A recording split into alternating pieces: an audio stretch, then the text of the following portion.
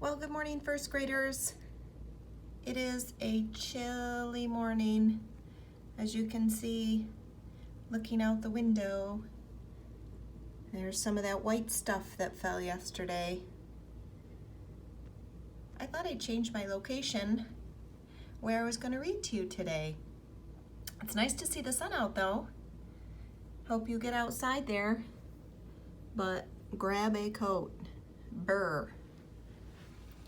Good news is today is going to be a sunny day. What's the weather like? It is going to be sunny. And what is the month? The month starts with an A. Yep, you got it, April. You remember what the season is? The season is what comes after winter? Spring. And today's date is 4 because April is the 4th month of the year. January, February, March, April 10th, April 10th, 2020. The day of the week, Friday. And tomorrow's the temperature today right now is 28 degrees. That's pretty chilly, isn't it? And tomorrow's forecast, some more great news. Partly sunny. But right now, I'd say it's cold. So, I'm going to take this away and we're going to get started reading our story. Zoe and Sassafras. Yesterday, Alyssa answered my question of who Pip was, and she was correct. I had put a question on, and she guessed it is a frog. Was she right? Yep, she sure was. All right, chapter 5 is called The Barn.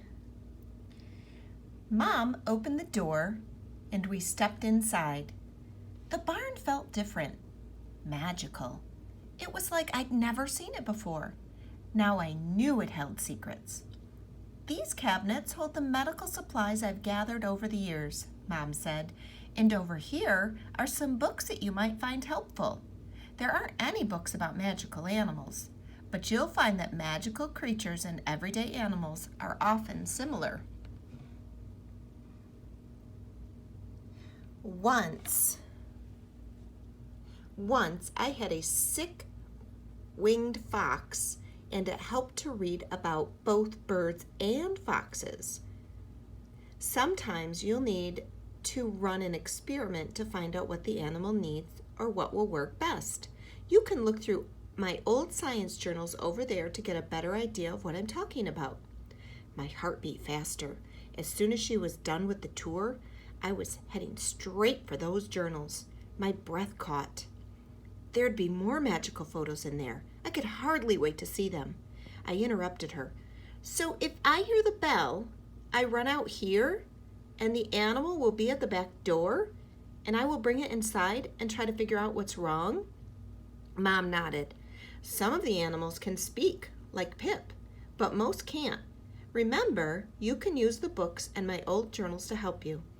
This must seem like a lot of responsibility, but I know you'll do your best.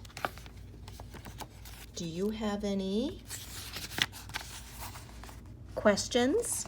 My mind was spinning. Sorry about that. My mind was spinning, but I shook my head no. If Mom believed I could handle this, I could, I hoped. And if things got too tricky, I could ask Dad to help. Wait a minute. Mom hadn't mentioned Dad at all. That was definitely strange.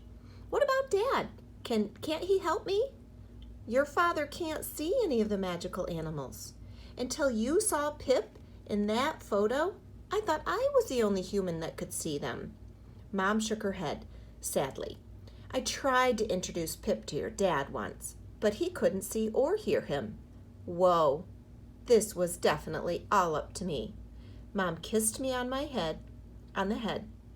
I've got to go, but I'll see you in a week. I'll let Dad know you're out here before I leave. Wait, I piped up. If a magical creature comes, Do I get to take its picture? I was pretty sure that was one of the best parts of this whole thing that was going to be collecting magical photos. Mom laughed and opened one of the desk drawers. Here's my camera. You're free to use it, but since it's it's instant film, you can't take too many photos or it'll get really expensive. Only take one of each animal, okay? Oh, and here. She dug around at the bottom of the drawer. A brand new science journal just for you. It kind of reminds me of the picture we had in our classroom. That instant camera, the picture would come right out.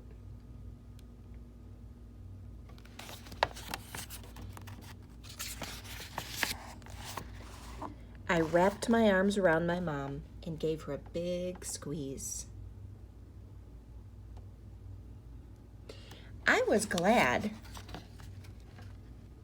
to have the stuff in all the cabinets and drawers and Mom's old science journals to distract me. It made saying goodbye much easier. I set my thinking goggles on the barn desk and grabbed the pile of science notebooks.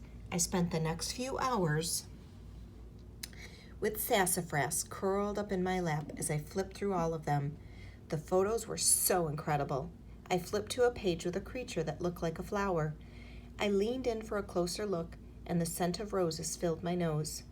A few pages later, I found a photo of something fluffy and blue that was shaped like a snake. I brushed my fingers over the photo. I could feel its soft feathers. This was going to be so much fun. I could hardly wait to see what creature I'd get to meet first.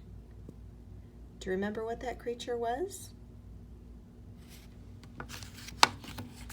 We're going to find out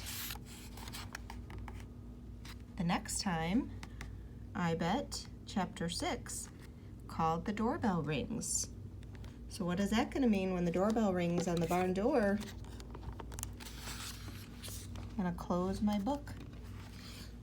Until next time, have a great Friday. Talk to you soon.